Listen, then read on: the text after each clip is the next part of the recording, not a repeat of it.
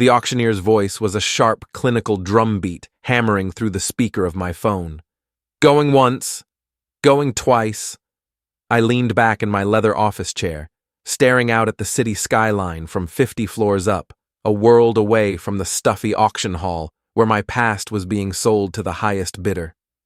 My agent on the other end of the line was silent, waiting for my signal. I could practically feel my grandmother's desperation radiating across the thousands of miles between us. She was there, in person, the matriarch fighting to save her kingdom, her face probably a mask of strained dignity. The final bid from her competitor was $3.4 million. My agent's voice was a calm whisper. "Ma'am, your move." I took a slow breath, tasting the cool, sterile air of my success. I pictured my grandmother, Eleanor, clutching her pearls, her cold eyes scanning the room for any sign of weakness in her opponent. I pictured my cousin, Isabella, the golden child, standing beside her, probably offering useless, panicked reassurances. They thought they were fighting some rival old money family, some faceless corporation. They had no idea they were fighting me. 3.5, I said, my voice even, betraying none of the emotion churning inside me. And that's my final offer. A pause, a flurry of muffled sounds from the hall. Then, the auctioneer's voice booming with finality. "Sold! For $3.5 million to the anonymous phone bidder." The sharp, definitive crack of the gavel was the sweetest sound I had ever heard. It was the sound of a promise being broken and a prophecy being fulfilled, all at once. My grandmother had just lost the ancestral home she valued more than any human being, the granite and marble monument to our family's legacy. She didn't know that the stranger who had just bought it was me. The granddaughter she cast out years ago, the one she sneered at and told would be nothing without her money. You're probably wondering why I would spend a fortune just to rip the heart out of my own family's chest. To understand that, you have to understand the promise she made me and the day she decided I wasn't worth keeping it. The story begins, as most family tragedies do, in a house. But this wasn't just any house. It was Crestwood Manor, a sprawling Victorian giant that loomed over our small town from its perch on the highest hill. It was a place of dark wood, stained glass, and suffocating expectations. To my grandmother, Eleanor, Crestwood wasn't just brick and mortar. It was the physical manifestation of our family's legacy, the throne from which she ruled her little kingdom with an iron will. And from the time I could walk, it was made brutally clear who was destined to inherit that throne. It was never going to be me. It was always, unequivocally, my cousin Isabella. Isabella was my aunt's daughter, born just 3 months before me, but she might as well have been from another planet. She was the golden child, perfect in every way Eleanor demanded. She had the shiny blonde hair, the demure smile, and the effortless, empty charm that our grandmother saw as a reflection of her own greatness. When Isabella would stumble through a simple song on the grand piano, Eleanor would applaud as if she were witnessing Mozart reincarnated. When I, at 12 years old, designed and coded my first simple video game, Eleanor glanced at the screen for a moment before telling me I'd ruin my eyesight. Our lives were a study in contrasts. Isabella's missteps were adorable anecdotes. My achievements were scrutinized for flaws. She was praised for her beauty, her poise, her very existence. I was valued only for my utility. I was the one who could set up her new laptop, the one who could debug the Wi-Fi, the one who could help my grandmother sort through her investment portfolio because I had a knack for numbers. I was a tool, a useful cog in the machine that was built to run for Isabella's benefit. My parents, peacekeepers to a fault, saw the injustice, but were too intimidated by Eleanor to ever challenge it. They taught me the art of survival in that house. Be useful, be quiet, and never, ever make waves. I was to be the supportive foundation upon which Isabella's perfect life was built. And for years, I foolishly believed that if I was just a good enough tool, a strong enough foundation, that one day she would finally see me as something more. My grandmother had a phrase she was fond of, one she deployed with the gravity of a philosopher. A promise, she would say, is a debt. She believed it proved her integrity, her unshakable honor. The most important promise she ever made to me was my college fund. She'd assured my parents when I was born that a substantial trust would be waiting for me, identical to Isabella's. That promise was my North Star. It was my escape plan, my path to studying computer science far away from the oppressive grandeur of Crestwood Manor. I dedicated my entire adolescence to that goal, sacrificing friendships and sleep for a perfect GPA and stellar test scores. I was determined to get into a university so impressive that even Eleanor would have to acknowledge my worth. The end of that dream didn't arrive with a dramatic confrontation, but with the quiet flick of a pen. I was 18, my acceptance letter clutched in my hand, sitting in her cavernous study to discuss the tuition payment. The air smelled of old leather and furniture polish. Eleanor was at her desk, signing donation checks for some high society gala, while Isabella lounged elegantly on a velvet chaise, reading a French magazine. "Grandmother," I started, my heart thumping with a mix of nerves and pride. "I received my acceptance letter. I brought the financial aid forms for the fund." Eleanor didn't even look up. "Oh, there is no fund, dear," she said, her tone utterly nonchalant. "The money was reallocated." The words didn't compute. "What do you mean? You promised. For 18 years you said—" She finally set down her pen and turned her cold, placid gaze on me. "Isabella has taken up an interest in collecting 19th century art, a far more suitable and lasting investment for a young lady of her position than fiddling with wires and screens." From across the room, Isabella gave me a tiny, sympathetic shrug, a gesture of such profound condescension it made my stomach clench. The world tilted. The years of perfect grades, of being the quiet, helpful, invisible girl. All of it evaporated. It was a lie, a tool to keep me compliant. "But a promise is a debt," I whispered, throwing her own words back at her. She rose from her chair and glided over to where I sat, looking down at me with an expression of pure, unadulterated power. "Promises are for people of value. Isabella is an investment in this family's legacy. You are an expense." She leaned in closer, her voice dropping to a low, chilling whisper. "Let me be perfectly clear. You have nothing. You are nothing. And you will never be anything without me or my money. You should learn to be grateful for the charity I've shown you thus far." In that instant, I realized the truth. I wasn't a part of the family. I was a resource to be used and discarded. She hadn't just denied me an education. She had passed judgment on my entire existence. I didn't crumble. I didn't cry. Not in front of her. The shock and pain inside me coalesced into a strange, cold resolve. I stood up from my chair, my body trembling but my voice steady. "You're right," I said, looking her directly in the eye. "I don't need your money. I'll get scholarships. I'll take out loans. I'll work 3 jobs if I have to. I am going to that university, and I will build a life for myself that you can't touch." To Eleanor, this was not a declaration of independence. It was an act of high treason. In her universe, you didn't earn respect. You were granted it. To reject her charity was to reject her authority entirely. Her face, once a placid mask of control, hardened into something sharp and dangerous. She didn't raise her voice. She was far too disciplined for that. Her punishments were always more insidious. The execution took place 2 days later at our mandatory Sunday family dinner. The long mahogany table was set with the best silver and china, a perfect scene of familial harmony. After the silent, tense meal, Eleanor tapped her crystal water glass with a spoon. The room fell silent. Her gaze swept across the table, passing over my anxious parents and my bored-looking cousin, before it landed on me like a physical weight. "I have a family matter to address," she announced, her voice resonating in the quiet dining room. My granddaughter has made it clear that she no longer wishes to be a beneficiary of this family's generosity. She has aspirations of making her own way in the world. So, we have decided to grant her that wish. She paused, letting the implication hang in the air.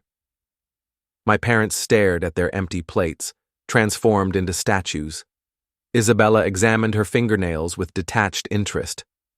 Effective immediately, Eleanor continued, her eyes locked on mine. She is no longer welcome at Crestwood Manor. Her name is not to be spoken in this house. She will be removed from my will and will receive no further financial support of any kind. She wanted to prove she could be independent of us. We are now giving her the opportunity. She smiled then, a thin, cruel slash across her face. You wanted to be nothing to this family? Your wish is granted. It was a public excommunication. No one spoke up. Not my father, not my mother. They sat in terrified silence, their inaction a betrayal sharper than any word. A few minutes later, the housekeeper quietly led me upstairs to my room and told me to pack one small suitcase. As the massive front door clicked shut behind me, leaving me on the stone steps with nothing but a bag of clothes and the few dollars in my wallet, Eleanor's words echoed in the chilling night air. You will be nothing. I wasn't just cast out. I was erased. The first year was a special kind of hell. Eleanor hadn't just cast me out. She had thrown me into an ocean without a life raft. I found a cramped, damp room for rent in a bad part of the city. Sleep was a luxury, punctuated by the sounds of sirens and the arguments of my neighbors. I took any job I could get, washing dishes in a greasy diner, scrubbing floors in office buildings after dark, taking calls in a mind-numbing customer service center. I learned the deep, aching exhaustion that comes from working 16-hour days just to make rent. Every day was a battle for survival, and I was losing. More than once, curled up in my threadbare blanket, the temptation to crawl back, to beg for forgiveness, was immense. But then, I would hear her voice in my head, cold and clear. You will be nothing. And the shame would be replaced by a white-hot rage. That rage became my fuel. It kept me warm. It kept me going. The prestigious university was a dream I had to bury, but I refused to let her kill my ambition entirely. I scraped together enough money for a bus pass and enrolled in night classes at a city community college. My days were for earning enough to eat. My nights were for learning to code. It wasn't the ivory tower I had dreamed of, but it was real. My classmates were other people on their second or third chances, and my professors were industry veterans who taught practical skills, not just theory. The opportunity I needed didn't come from a brilliant, world-changing idea. It came from drudgery. I took a temp job doing data migration for a mid-sized logistics company. It was tedious, manual work, copying and pasting records from an old, archaic system into a new one. The company was paying a team of us for what they projected would be a 3-month project. On my third night, staring at the endless rows of data, I realized the process could be automated. For the next 2 weeks, I barely slept. I spent every spare moment in my tiny room, fueled by instant coffee, writing a program. It was a simple, elegant piece of code that could interface with both systems and migrate the data flawlessly. I tested it on a small batch, and it worked perfectly. I built a simple website on a cheap hosting plan, gave myself a business name, Integrity Data, and uploaded my software as a specialized tool for a flat fee. It wasn't a revolution. It was just a solution to a boring, expensive problem. But it was mine, and it was the beginning. For the better part of a year, Integrity Data was more of a hobby than a business. I landed a handful of small clients, mostly other small businesses that were desperate for a cheap solution. The money I made was just enough to cover my web hosting fees and allow me to buy groceries instead of relying solely on leftover food from my waitressing job. It was a grueling existence, balancing a full-time course load, 2 menial jobs, and my fledgling company. The dream of success was a distant flicker in a vast darkness. The break came unexpectedly. A moderately popular tech blog, one that focused on niche software solutions for enterprise clients, was doing a series on the hidden costs of data migration. The writer, a former IT manager, found my website through some obscure forum. He bought my tool, expecting very little. He was so impressed with its speed and simplicity that he made it the star of his next feature article. The headline read, "The Tiny Company That Solved a $1 billion Headache." I woke up one Tuesday morning to the sound of my phone vibrating continuously on my nightstand. It wasn't my alarm clock. It was an avalanche of payment notifications from my website. I had so many new orders that the cheap server I was using had crashed. By the time I could get it back online, I had made over $50,000. In one day. It was more money than I had earned in 2 years of backbreaking labor. A week later, I got the email that changed everything. It was from a vice president at a major tech corporation in Silicon Valley. They had seen the article. They wanted to buy integrity data. The whole thing, the code, the name, everything. Their opening offer was $1 million. My first instinct was to scream with joy. $1 million. It was an exit. It was safety. It was the end of the struggle. I could buy a small house, finish my degree without debt, and never have to worry about money again. But then, an image of my grandmother flashed in my mind. I saw her in her study, coolly informing me that my future was being used to buy art for Isabella. $1 million was a fortune, but it was their number, not mine. It was an escape, but it wasn't a victory. With a steady hand, I wrote back. I politely declined their offer to acquire the company.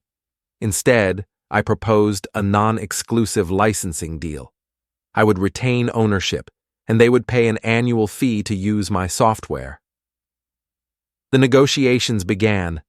It was me, in my tiny apartment that still smelled faintly of my downstairs neighbor's cooking, negotiating against a team of corporate lawyers, and I won.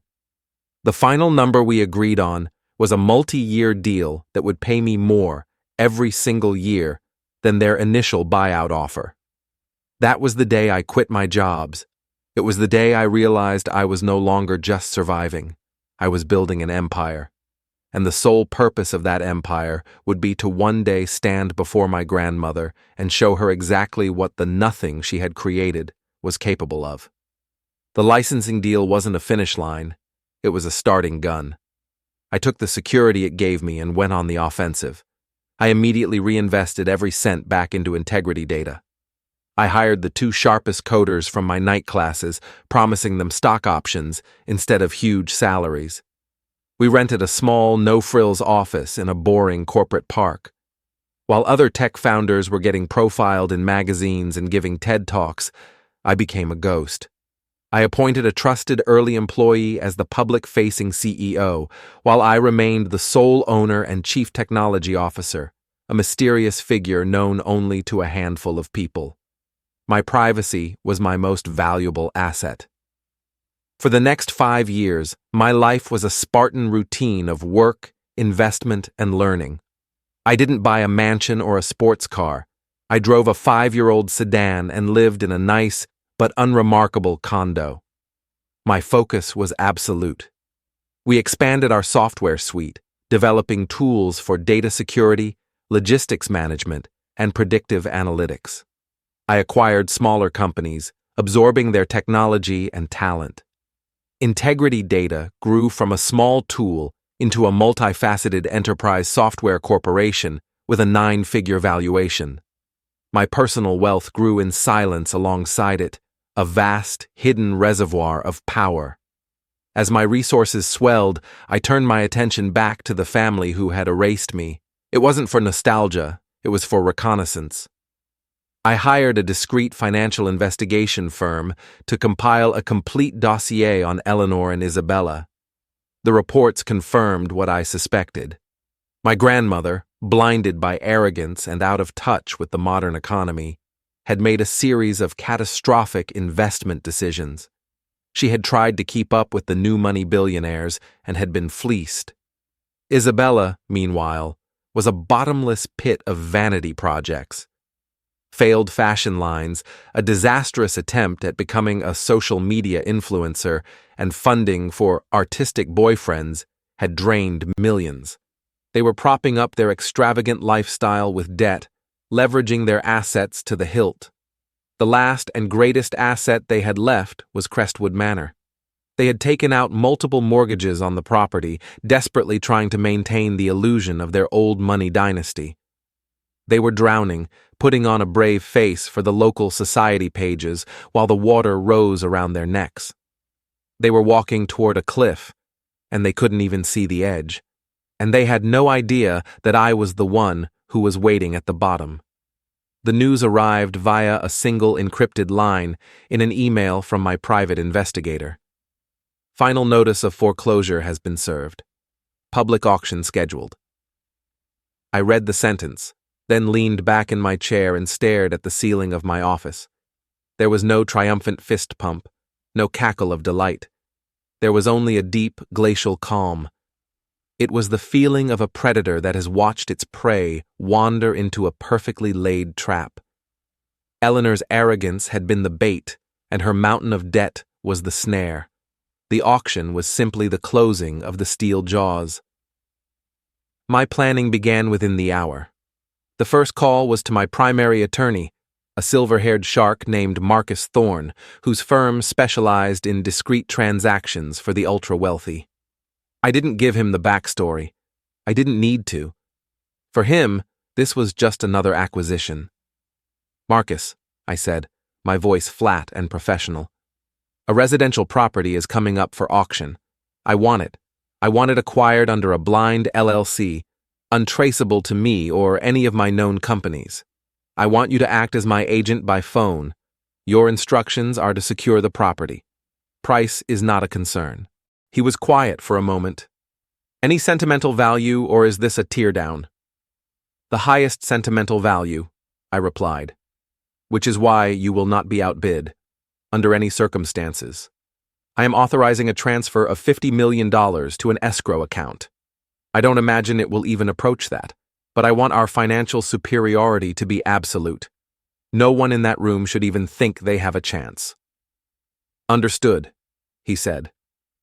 The new LLC was formed by the end of the day. Northgate Holdings. A name as anonymous and gray as the men who would file its paperwork. With all the pieces in place, the weeks leading up to the auction were surprisingly serene. I worked. I ran my company. I went through the motions of my life, all while knowing that a countdown had begun. The anger that had fueled me for years had cooled and hardened into something more potent: purpose. My grandmother had built her identity around that house. It was the source of her power, the symbol of the legacy she had deemed me unworthy of. She had cast me out from it to protect her world. Now, I was going to buy that world out from under her feet. She had once declared that I was nothing. I was about to prove that I was the one thing she could no longer afford. The day of the auction arrived crisp and clear. I didn't go to my office.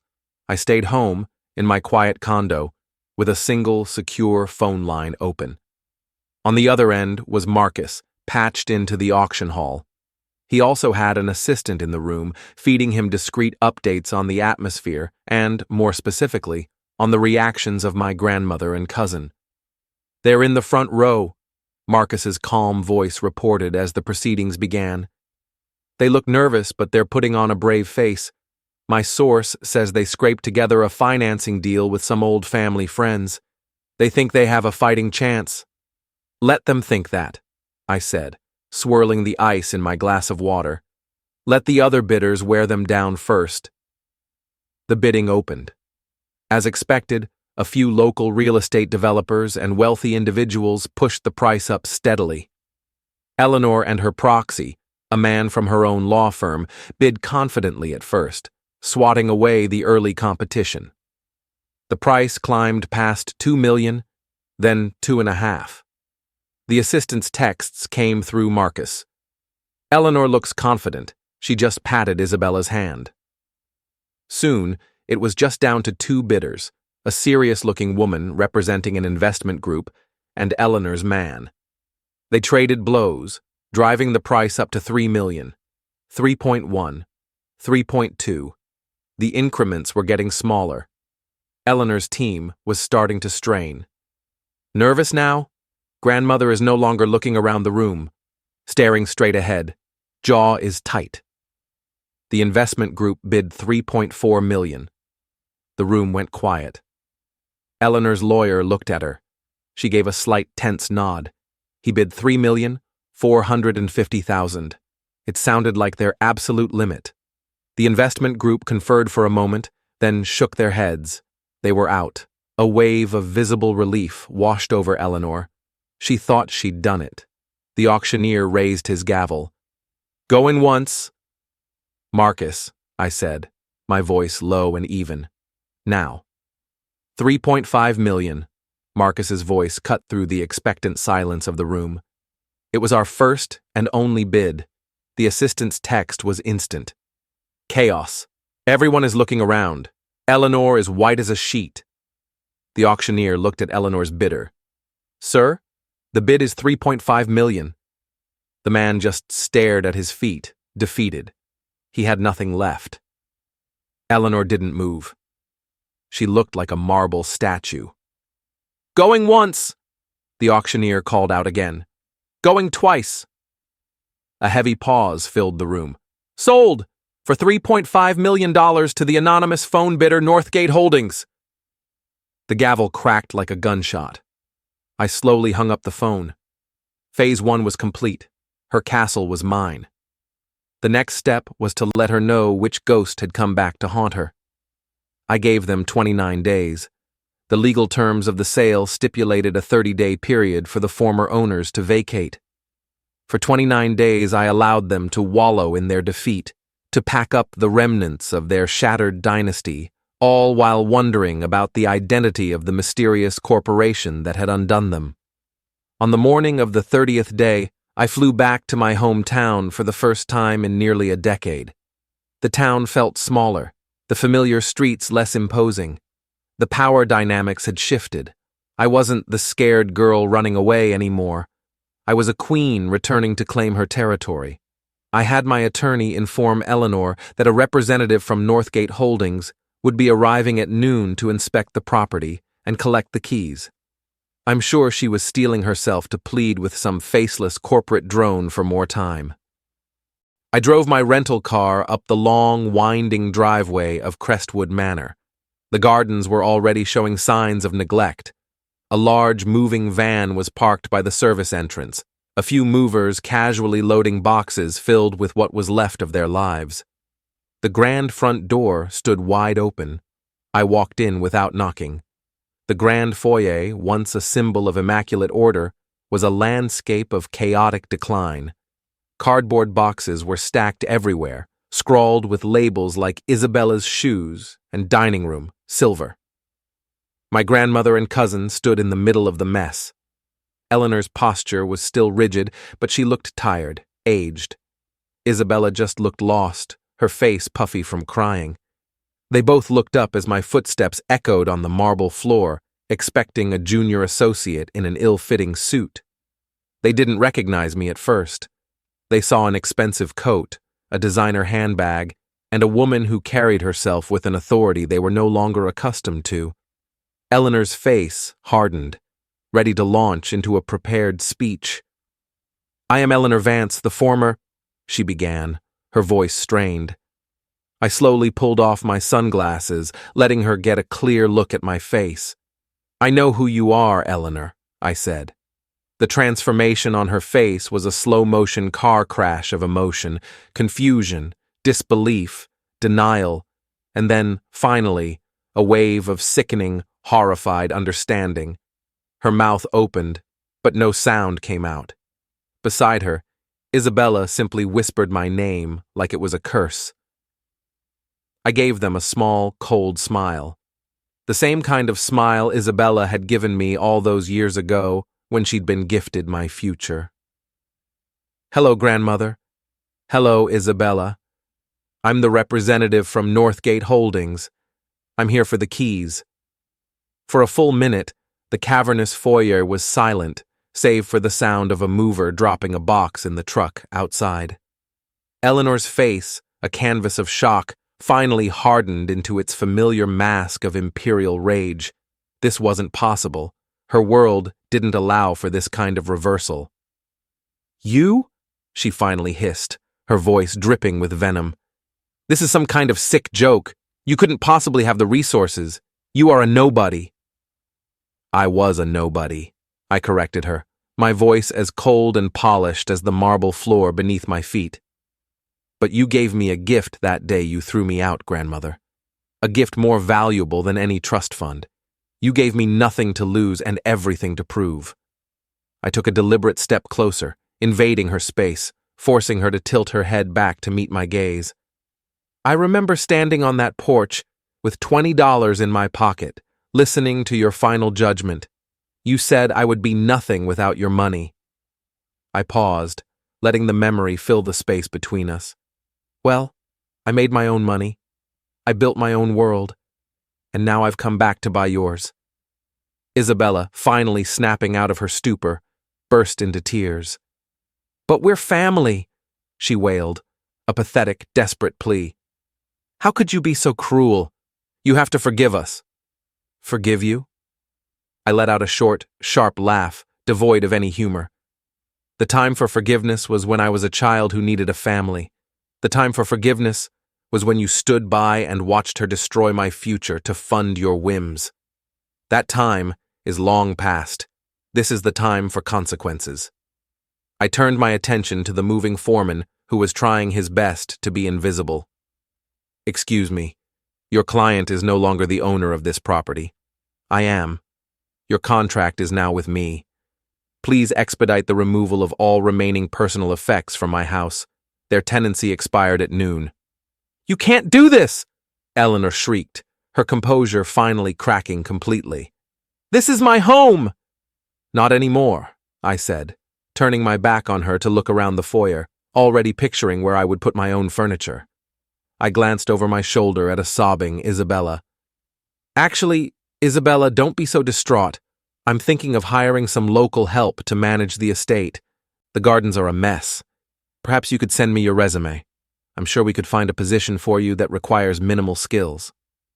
The look of utter humiliation on their faces was the final, satisfying payment on the debt she had claimed I was owed. I then walked past them toward the grand staircase, leaving them to be escorted off my property by the movers. After the last of their things had been hauled away and the moving truck had finally rumbled down the driveway, a deep, profound quiet settled over the house. I stood alone in the center of the vast, empty foyer. Sunlight streamed through the tall, arched windows, illuminating the dust motes dancing in the air where a dynasty had just evaporated. For years, this house had been a symbol of my inadequacy, a place of silent judgment and cold shoulders. Now it was just a building, an empty, echoing vessel. I walked from room to room, my footsteps the only sound on the bare wood floors. I went into the study, running my hand over the massive mahogany desk where Eleanor had signed away my future. I stood in the dining room, at the exact spot where she had announced my excommunication to the silent, complicit family. The memories were still here, but they had lost their sting. They were like scenes from a movie about someone else's life. The house wasn't a trophy. It was evidence. It was the closing argument in a case I had been pleading with myself my entire life. The raw, satisfying thrill of watching them leave was undeniable, but as the sun began to set, that feeling mellowed into something else, something more stable. The true victory wasn't seeing them humbled. The true victory had happened years ago, in a tiny apartment, when I decided to fight for myself. The house wasn't the revenge.